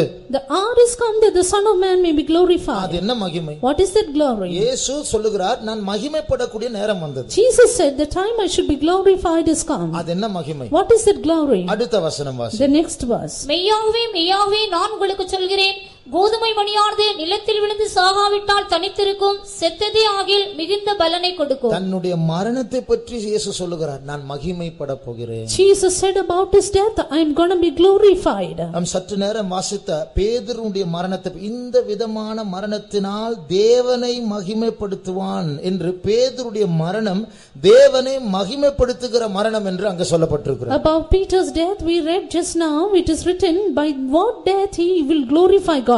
Therefore by Peter's death God was glorified. நம்ம எல்லாருக்கும் தெரியும், பேதுரு மரிக்கும்போது தலைகீழாக சிலுவையில் அறையப்பட்டார். All of us know that Peter was crucified upside down and he died. அது அவரே விரும்பி வாங்கின சாவு. That he himself desired and earned the curse. இதே பேதுரு சில வருடங்களுக்கு முன்பாக சாவை பயந்து ஓடி போய் பொய் சொன்னவர், கிறிஸ்துவை மறுதலித்தவர். This same Peter was the man who lied and cursed Christ and denied him, running away from death. ஆனால் இப்பொழுது அவரே மனப்பூர்வமாக அதிகாரிகளிடத்தில் சென்று, நான் தான் பேதுரு, என்னை எடுத்துக்கொள்ளுங்க என்று சொல்லி அவரை சிலுவையில் அறையும் போது, என் இரட்சகரை போல அறையப்படுவதற்கு எனக்கு தகுதி இல்லை, அந்த சிலுவையை மாற்றி போடுங்கள் என்று தலைகீழாக போட்டு அவரை கொன்று போட்டார். And he himself went to the rulers and the officers and said, I am Peter, I am not worthy to be crucified like my Savior, therefore crucify me upside down, and he died. ஆகையால் நம்முடைய ஜீவியத்தை பற்றி நமக்கு ஒரு வெளிப்பாடு வேண்டும், நம்முடைய மரணத்தை பற்றி ஒரு வெளிப்பாடு வேண்டும். அது நம் தேவனுக்கு ஒரு காணிக்கையாய் மாற வேண்டும். Therefore we need to have a revelation about our life, about our death too, and that should be an offering for the Lord. ஆகையால் தேவனுடைய பிள்ளைகளே, நாம் மரிக்க போகிறோம், நம்முடைய பிரயாணத்தின் முடிவுக்கு வந்திருக்கிறோம், நன்றாய் சாவோம். Therefore, beloved people of God, we are come to the end of our journey, we are going to die, let us die well. இந்த மெட்டீரியலிசம், பொருளாதார பிசாசு, இம்மைக்காகவே பாரப்படுகிற அந்த பிசாசு நம்முடைய தலையை குனிய வைத்து சரியாக மரிக்க விடாது. This spirit of materialism will not allow us to die well. அது பிழைப்பை தேட நம்மை தூண்டி விட்டு தவறான ஒரு திசையில் நம்மை நடத்தும். Because it will urge us to seek after the affairs of this life and lead us to a wrong conclusion. நமக்கே தெரியும், இன்றைக்கு கோடிக்கணக்கான கிறிஸ்தவர்கள் இயேசுவை மறுதலித்து அந்தி கிறிஸ்துவை பயத்தினால் ஏற்றுக்கொண்டு தேவனை விட்டு முத்திரை எடுத்து தேவருக்கு சத்துருக்களை மாறப் போகிறார். Today we ourselves know that crowds of Christians are going to deny Christ and take the mark of the beast and become an enemy to God. நான் ஒரு காரியத்தை சொல்லுகிறேன். I want to tell you one thing. அது விருப்பம் இல்லாமல் சொல்லுகிறேன். I tell it with no desire. பயத்தோடு சொல்லுகிறேன். I tell it with fear. அது நடக்க கூடாது என்று ஜெபித்து சொல்லுகிறேன். I tell it with prayer that it should not take place. நம் மத்தியில் சிலர் கைவிடப்பட்டு முத்திரை எடுக்காமல் இருக்க, இரத்த சாட்சியை மறிக்க பலன் இல்லாமல் அந்த பயத்தினால் அந்த முத்திரை எடுத்தால், ஒருவேளை அர்மகெதோன் யுத்தத்தில் சேனைகள் அழைக்கப்படும் போது நாமும் அந்த சேனைகளோடு சேர்ந்து அந்தி கிறிஸ்து சார்பாக அந்த சேனை நின்று இயேசு மேலே இறங்கி வரும்போது அவருக்கு விரோதமாக துப்பாக்கி ஏந்துகிறவர்களா இருக்கலாம். Even some of us, if we be left behind, we will not have power to die as martyrs, and thereby we will take the mark of the beast and then join with the host of Antichrist in the battle of Armageddon, and we will take our pistols and guns against our Lord. ஆகையால் தான் ஆரம்பத்தில் நாம் வாசிக்க கேட்டோம், be careful, எச்சரிக்கையா இரு, விடாதபடிக்கு எச்சரிக்கையா இருப்போம். That is why in the beginning we happen to read, let us take heed or be careful. ஆகையால் நம்முடைய பிரயாணத்தின் முடிவுக்கு நாம் வந்திருக்கிறோம். ஏதோ நிறைய வருஷம் இருக்கிறது போல நாம் யோசிக்க கூடாது. காலம் குறுகியது, காலத்தை பிரயோஜனப்படுத்திக் கொள்வோம். We are come to the end of our journey, not much more years before us. Let us redeem the time and make use of it. நாட்கள் பொல்லாதவைகளா இருக்கிறபடினால் காலத்தை பிரயோஜனப்படுத்திக் கொள்வோம். Redeeming the time, for the days are evil. அந்த வசனத்தை வாசிப்போம். Read that verse. எபேசியர் 5ஆம் அதிகாரம், Ephesians chapter 5 16ஆம் வசனம் and verse 16. நாட்கள் பொல்லாதவைகளானதால் காலத்தை பிரயோஜனப்படுத்திக் கொள்ளுங்கள். அதுக்கு முந்தின வசனம், The verse before, ஆனபடினாலே நீங்கள் ஞானமற்றவர்களைப் போல நடவாமல் ஞானமுள்ளவர்களைப் போல கவனமாய் நடந்து கொள்ள பார்த்து, ஞானம் உள்ளவர்களாக கவனமாய் நடந்து கொள்ள பார்த்து. let us walk circumspectly as the wise people. அந்த இங்கிலீஷ் வார்த்தை பாருங்கள், walk circumspectly. Walk circumspectly. அது என்ன அர்த்தம்? அந்த வார்த்தை இரண்டாய் பிரிக்கலாம். You can divide the word into two. circum என்கிற அந்த வார்த்தை என்று சொன்னால் சுற்றி, circumstance, சூழ்நிலை, circumference, அது ஒரு அந்த ஒரு வட்டத்தினுடைய அந்த எல்லை, circumvent சுற்றி செல்வது, இப்படி circum என்று சொன்னால் சுற்றி என்று அர்த்தம். Circum means going around. spect என்கிற வார்த்தை, spectacle, spectator என்று சொன்னால் பார்ப்பது. Spect means having look at. அப்போ circumspectly என்று சொன்னால் சுற்றி சுற்றி பார்த்து நட. Therefore circumspect means go round with spectating everything. எங்கே ஆபத்து இருக்கிறது, எங்கே சத்துரு வருகிறான், where there is danger, where there is enemy, சுற்றி சுற்றி பார்த்து கவனமாய் நட. you walk circumspectly, you be careful and walk. ஏன்? Why? நாட்கள் பொல்லாதவைகள். Because the days are evil. அந்த பைபிள் அந்த வசனம் ஆட்கள் பொல்லாதவர்கள் என்று சொல்லவில்லை, நாட்கள் பொல்லாதவைகள் என்று சொல்லியிருக்கிறது. The verse doesn't say the people are evil, the days are evil. நாட்கள் ஏன் பொல்லாதவைகள்? Why are the days evil? இந்த நாட்கள் நாம் இயேசுவின் வருகையில் கைவிடப்படும்படியாகவே வடிவமைக்கப்பட்ட நாட்கள். These are the days just designed that we might be left behind at the coming of the Lord. இந்த கானான் தேசத்துக்கு கிட்ட வந்திருக்கிற நமக்கு விரோதமாக எழும்புகிறதான இந்த ஜாதிகள் நம்முடைய டைமை வேஸ்ட் பண்ணும்படியா, நேரத்தை வீணாக்கும்படியாகவே இந்த நாட்களை வடிவமைத்திருக்கிறது. These nations that are against us at the end of our journey, they have designed these days that we might spend it in leisure or we might waste the time. ஆகையால் தான் Bible மறுபடியும் சொல்லுகிறது, be careful, எச்சரிக்கையா இருங்கள், கவனமாயிருங்கள். That's why the Bible again repeats, be careful, take heed. இப்பொழுது கடைசியாக இந்த study முடிக்க போகிறோம். Now we are going to end this study. ஒரு மற்றொரு காரியத்தை நாம் கவனித்து நாம் முடிப்போமா? Let us pay attention to another thing and then finish it. ஒரு கப்பல் ஒரு துறைமுகத்திலிருந்து தன்னுடைய பயணத்தை ஆரம்பித்து வேறொரு துறைமுகத்திற்கு வரும்பொழுது, a ship when it starts its voyage from one harbor to another, அந்த துறைமுகத்திற்குள் பிரவேசிப்பதற்கு முன்பாக, even before entering into that harbor, அந்த துறைமுகத்தோடு அறிமுகமாக இருக்கிறதான ஒரு மாலுமி, ஒரு பைலட், ஒரு கப்பல் ஓட்டி, அவர்தான் ஒரு படகில் வந்து வெளியே நின்று கொண்டிருக்கிற அந்த கப்பலை ஏறி அவர்தான் அந்த கப்பலை ஓட்டி கரை துறைமுகத்திற்கு கொண்டு வருவார். There will be a pilot who is well known to that harbor and he will go into that ship and drive it safely to the harbor. ஆரம்ப கரையிலிருந்து வெளியே கொண்டு வந்த கேப்டன் வேற, அந்த பைலட் வேற, இப்போது கரைக்குள் கொண்டு போகிற பைலட் வேற. The pilot who brought the ship from the beginning is different and the pilot who takes the ship into the harbor is different. காரணம் என்னவென்றால், reason being, இந்த கரையில் இருக்கிற பழகின ஒரு கப்பல் மாலுமி தான், ஒரு பைலட் தான் அதை ஓட்ட வேண்டும். It is this pilot who is habituated to drive it in this part should drive it. அவர் உள்ளே கொண்டு வருகிற அந்த கப்பலை கொண்டு வருகிற கேட் எவ்வளவு அகலம் உள்ளது, how far, how wide is that gate of the harbor, அந்த தண்ணீர் எவ்வளவு ஆழம் உள்ளது, how deep is that water, எங்கே பாறைகள் இருக்கிறது, and where rocks are, இதெல்லாம் இந்த கப்பல் ஓட்டி இந்த பைலட்டுக்கு தான் தெரியும். it is only this pilot of this harbor knows it. அப்ப அதே போல likewise நம்முடைய பிரயாணத்தின் முடிவை பார்க்கும் பொழுது, when we look into the end of our journey, இந்த இஸ்ரவேல் ஜனங்களை நடத்தினதான எகிப்திலிருந்து நடத்தினது மோசே. it was Moses who led the people of Israel from Egypt. ஆனா கரைக்குள் கொண்டு போய் கானானுக்குள் கொண்டு போனது யோசுவா. But it was Joshua who led them ashore into the Canaan. இது போல நமக்கும் ஒரு காரியம் நடக்க போகிறது. Likewise we also are going to drive into that part. இதுவரைக்கும் நம்மை நடத்தினது, இந்த சபை நடத்தினது இயேசு. Hitherto it is Jesus who led this church, who led us. ஆனால் இந்த ஓட்டத்தினுடைய முடிவுக்கு வந்திருக்கிறதான நமக்கு, but for us who have come to the end of our journey, இனிமேல் நடத்த போகிறது அதுவும் இயேசுதான். it is that same Jesus who is going to lead us hereafter. ஆனால் ஒரு புதிய விதத்தில் நம்மை நடத்த போகிறார். but he is going to lead us in a new way. அது ஒரு விசேஷித்த தெய்வீக சந்திப்பா இருக்க போகிறது. that will be a special divine visitation. இந்த யோசுவா இயேசுவுக்கு நிழலாட்டமா இருக்கிறார். Joshua is a shadow of Jesus. உண்மையை சொல்லப்போனால் எபிரேய பாஷையில் யோசுவா என்கிற வார்த்தைக்கும் இயேசு என்கிற வார்த்தைக்கும் ஒரே வார்த்தை தான். in fact in Hebrew language the word Joshua and the word Jesus is of the same word. எபிரேயர் 4ஆம் அதிகாரம் 8ஆம் வசனத்தை வாசிப்போம். read Hebrews 4:8. தமிழில் வாசியுங்கள். யோசுவா அவர்களை இளைப்பாறுதலுக்கு உட்படுத்தி இருந்தால், யோசுவா அவர்களை இளைப்பாறுதலுக்கு உட்படுத்தி இருந்தார். ஆங்கிலத்தில் வாசியுங்கள்.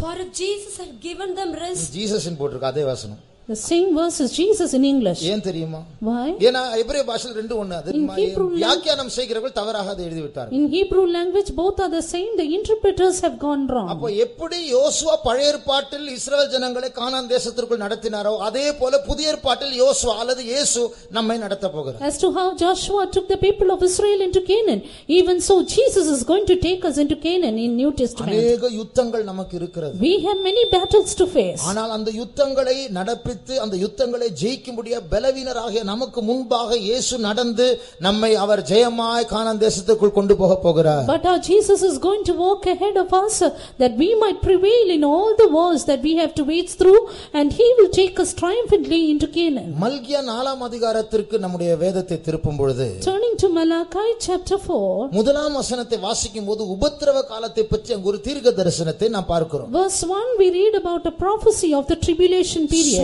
சூளையை போல் பற்றி எரிகிறதான ஒரு நாள் வருகிறது. the day cometh that shall burn as an oven. அன்றைக்கு துன்மார்க்கர் அகங்காரிகள் எல்லாம் துரும்பை போல் மாற்றப்படுவார்கள். the wicked and the proud shall be stubble then. வாசியுங்கள். இதோ சூளையை போல எரிகிற நாள் வரும், அப்பொழுது அகங்காரிகள் யாவரும் அக்கிரம செய்கிற யாவரும் துரும்பாய் இருப்பார்கள். வரப்போகிற அந்த நாள் அவர்களை சுட்டெரிக்கும். இதுதான் உபத்திரவ காலம். this is tribulation period. அநேக துன்மார்க்கர் பெருமை ஆட்கள் அக்கிரமக்காரர் சுட்டெரிக்கப்பட போகிற நாள்.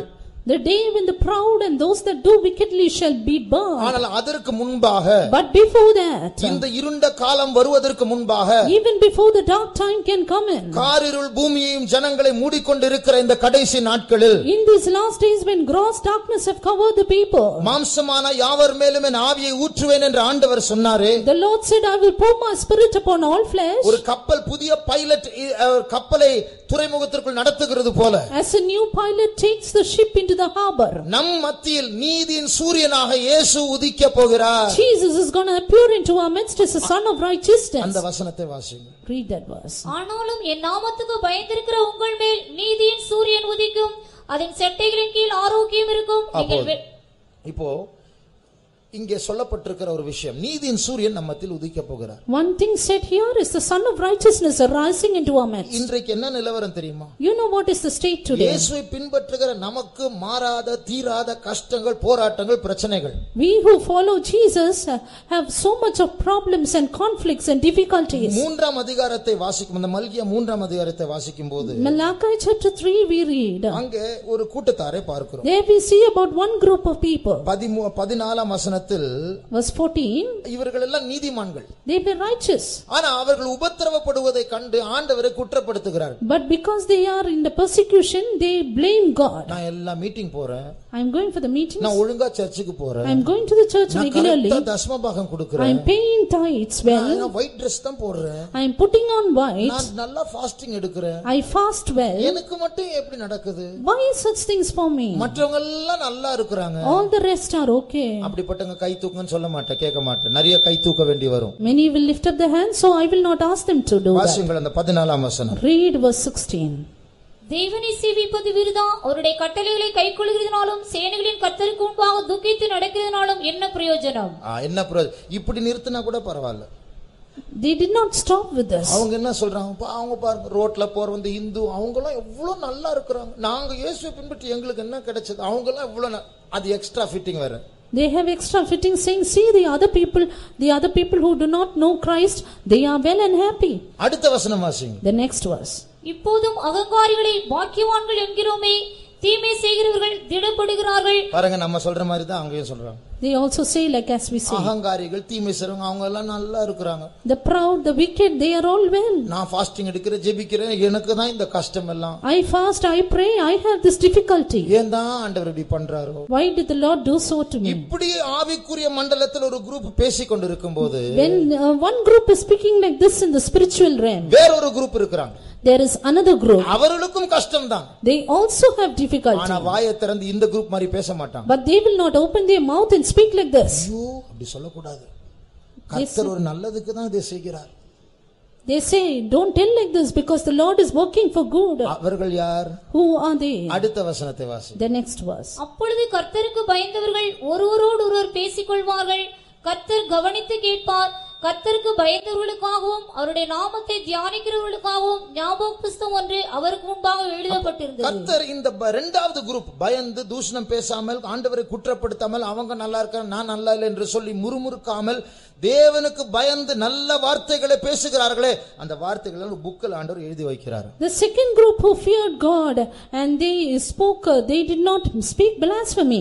The Lord writes their name into the book of remembrance. அந்த புக்கினுடைய பேர் என்ன? What is the name of that book? ஞாபக புஸ்தகம். The book of remembrance. அந்த புக்கினுடைய பேரிலிருந்து நமக்கு ஒரு அர்த்தம் புரியணும். From that name itself we understand one thing. அந்த கர்த்தருக்கு பயப்படுகிறவர்களை பார்த்து ஆண்டவர் என்ன சொல்லுகிறார்? What does the Lord say unto them, those who fear the Lord? நான் இப்போ பதில் சொல்ல மாட்டேன். I will not give the answer நீ now. கஷ்டப்படணும். You have to face the difficulty. நான் உங்களை விடுதலை ஆக்க மாட்டேன். I will not deliver you. அந்த அழுகையின் பாதையில் போய் தான் ஆக You வேண்டும். have to go through the path of tears. ஆனால் அந்த டைமில் நீ ஸ்தோத்திரம் ஸ்தோத்திரம் என்று சொல்லுகிறாயே, பயந்து சில நல்ல வார்த்தைகளை இதெல்லாம் நான் நோட் பண்ணி வைக்கிறேன். But during that time you say praise the Lord and you fear and say certain things, the Lord will write that in the book of remembrance. அது ஞாபக புஸ்தகங்கள் எழுதுவேன்.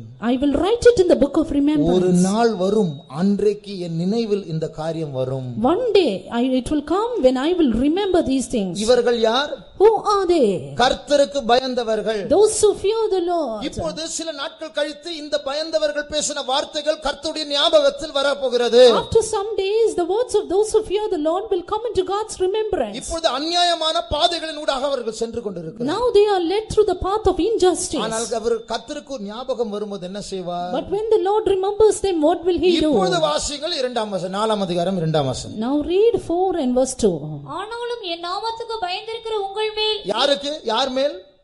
என் நாமத்திற்கு பயந்திருக்கிற உங்கள் மேல். அதுதான் 3ஆம் அதிகாரத்தில் அந்த நல்ல கூட்டத்தார். And that ones who fear my name, they are the good group that we see in chapter 3. யார் உதிப்பார்?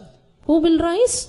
நீதியின் சூரியன். Son of righteousness. அர்த்தம் நீங்கள் பட்ட எல்லா அநியாயத்தை சரிகட்டும்படியா நான் வரப்போகிறேன். It means for all your injustice you have endured, I will come to do that. உங்களை ஒடுக்கின ஜாதிகளுக்கு நீதியை சரிகட்டும்படியா நான் வருகிறேன். I will come to pervert judgment unto those people who oppressed you. சியோனின் வழக்கு தீர போகிற காலம் வந்து கொண்டிருக்கிறது. Time is coming when the controversy of Zion is getting over. உங்களுக்கு விரோதமாக பிசாசு ஒரு கேஸ் போட்டிருக்கிறான்.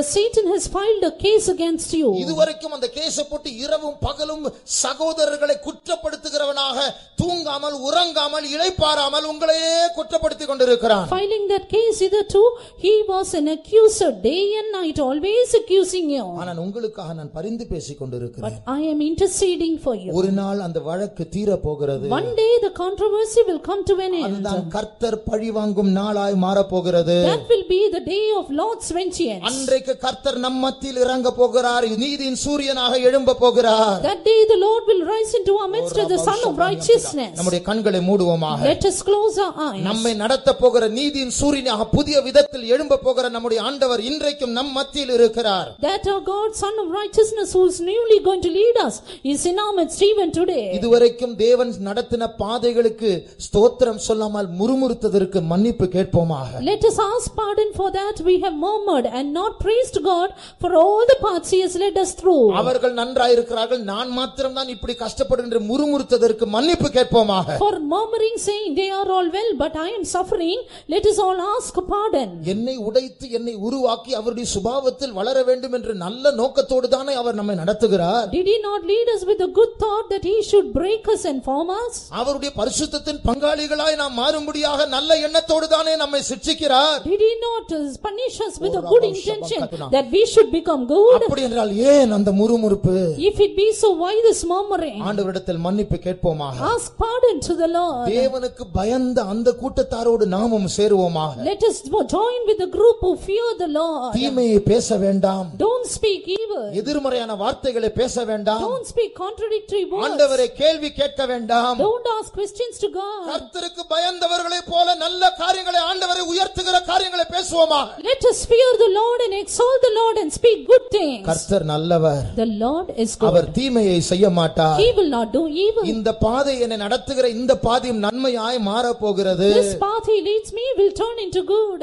இதை சொல்லுகிறவர்கள் கரங்களை உயர்த்துவோமாக. Those who say this, lift up your hand. என் இயேசு நல்லவர். My Jesus is எனக்கு good. அவர் தீமையை செய்ய மாட்டார். He will do no evil to me. யார் எப்படி இருக்கட்டும், However others may be, நான் ஒடுக்கப்பட்டாலும் even if I am oppressed, எனக்காக பரலோகத்தில் ஒருவர் வழக்காடி கொண்டிருக்கிறார். there is one striving for me in heaven. சீக்கிரமா அந்த கேஸ் முடிய போகிறது. Very soon the case will come to an அதற்கு end. பிறகு ஞாபக புத்தகத்தில் வார்த்தைகளை எழுதினவர் எனக்காக இறங்க போகிறார். After that he who wrote the works in the books of remembrance will come down for me. அன்றைக்கு அவருடைய செட்டைகளின் கீழ் ஆரோக்கியம் இருக்கும். On that day we will be healing under his wings. கண்களை மூடி இந்த ஒரே வசனத்தை கவனித்து விட்டு நம்ம இந்த கூட்டத்தை இந்த பிரசங்கத்தை முடிக்க போகிறோம். Close your eyes, pay heed to this verse and close this sermon. கண்களை மூடி கவனியுங்கள். Close your eyes and listen. மல்கியா 4ஆம் அதிகாரம் 2ஆம் 3ஆம் வசனங்களை வாசியுங்கள். Malachi 4:2 and 3.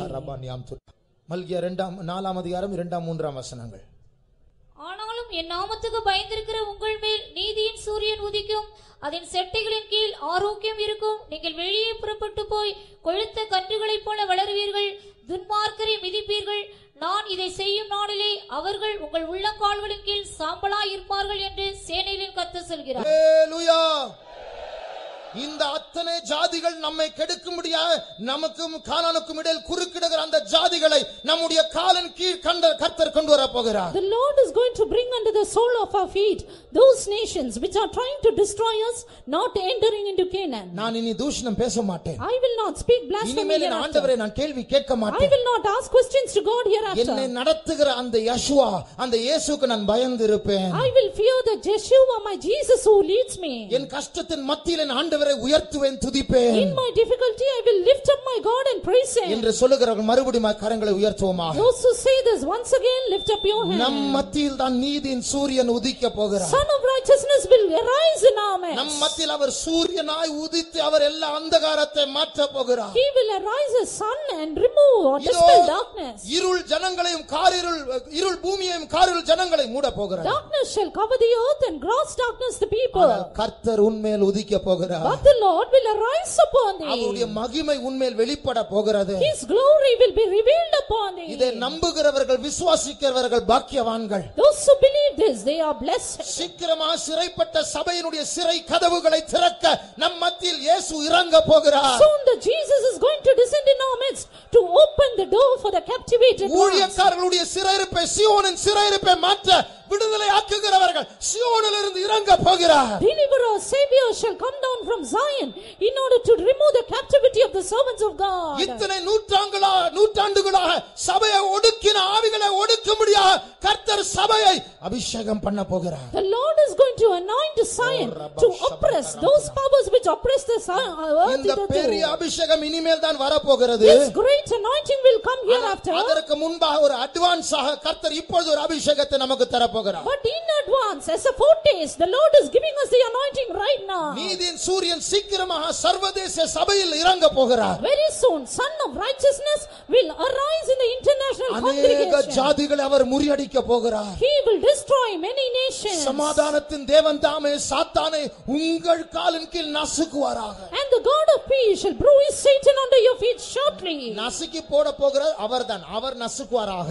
He is going to bruise it. May he do ஆனால் it. கால் நம்முடைய கால். But it is our feet. உங்கள் காலின் கீழ் அவர் நசுக்குவாராக. He will bruise it under your feet. கர்த்தருக்கு பயந்து இருக்கிறவர்கள் நம்முடைய கால்களை ஒப்பு கொடுப்போமாக. Those who fear the Lord, give your feet. அந்த 7 தலை உள்ள அந்த சிவப்பான சர்ப்பம் பயங்கரமான காட்சி அளிக்கலாம். The red dragon may have a terrible scene with 7 heads. ஆனால் உங்களுக்குள் எனக்குள் நீதியின் சூரியனாகிய இயேசு கிறிஸ்து புதிய விதத்தில் உதிக்க போகிறார். But Jesus Christ, the Son of righteousness, is going to arise in you and me in a new way. அன்றைக்கு சத்துருவுக்கு ஐயோ. On that day, woe to the enemy. அன்றைக்கு இந்த ஜாதிகளை முறியடித்து நாம் கானான் தேசத்துக்குள் போக போகிறோம். That day will destroy the nations and enter into Canaan. அன்றைக்கு நம்முடைய கால்கள் யோர்தானின் மேல் வைக்கும்போது கரை புரண்டு ஓடுகிற நதி அப்படியே நின்றுவிடும். That day when we place our feet upon Jordan, overflowing banks will stop. நம்மை ஸ்திரப்படுத்துகிற ஒரு அபிஷேகம் நம்மத்தில் அசைவாடி கொண்டிருக்கிறது. An anointing to establish us is moving. தள்ளாடுகிறவருடைய கால்களை பலப்படுத்துகிற அபிஷேகம். To strengthen the feeble knees. யோர்தான் நதியை காலை வாருகிற நதியினுடைய தண்ணீரை நிறுத்த வைக்கிற அபிஷேகம். And the anointing to make the water of the river to stop. சாத்தானின் தலையை நசுக்குகிற அபிஷேகம். Anointing to bruise the head of Satan. என்ன நடக்க போகிறது தெரியுமா? You know what is going to happen? சீக்கிரத்தில் சபைக்குள் சில போராட்டங்கள் வரப்போகிறது. Very soon there will be conflicts in the church. அந்த போராட்டத்தினுடைய அர்த்தம் என்ன? What is the meaning of that conflict? கர்த்தர் சாத்தானே நம் மத்தியில் கொண்டு வந்து விட்டார். God has brought Satan into our midst. அந்த போராட்டத்தின் அதிகாரி அவன் நம் மத்தியில் வந்து விட்டான். And that he is the ruler of the conflict is come. அதை கேட்கும்போது ஓடி போக கூடாது. Don't run away when you hear that. அவனை ஏறி மிதிக்க கூடிய ஒரு அபிஷேகம் நமக்கு இறங்க போகிறது. But an anointing to stamp him is descending. ரபௌஷனா ரத்தியன் சமரம் மங்கலபர்னாயா ஸ்தரிபோனா Erra சங்கலமாராந்தியங்கரா. அவன் உன் குதிங்காலை கடிப்பான். He shall bind your heel. குதிங்காலை நசுக்கும் போது சில வேதனைகள் வரும். When you bruise his heel under your heel, you will have pain. ஆனால் ஆண்டவர் ஏன் அந்த குதிங்காலை கடிக்க விடுகிறார்? But why does he bite the heel? என்னுடைய பிள்ளையே, My child, உன்னுடைய சத்துருவின் தலை உன்னுடைய காலின் பக்கத்தில் வந்து விட்டது. head of your enemy is near you. அவனோ உன் குதிங்காலை நசுக்குவான், நீயோ அவனுடைய தலையை நசுக்குவாய். He shall bruise your heel, but you will bruise his head. ரபா சன்ரா தியங்கா சம்தா நீமா சந்துரா இர்ரா சந்துரா தமாரா சமா இர்ரா சமா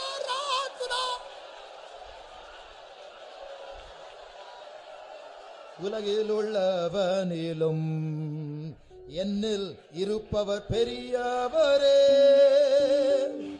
உலகில் உள்ளவனிலும் என்னில் இருப்பவர் பெரியவரே.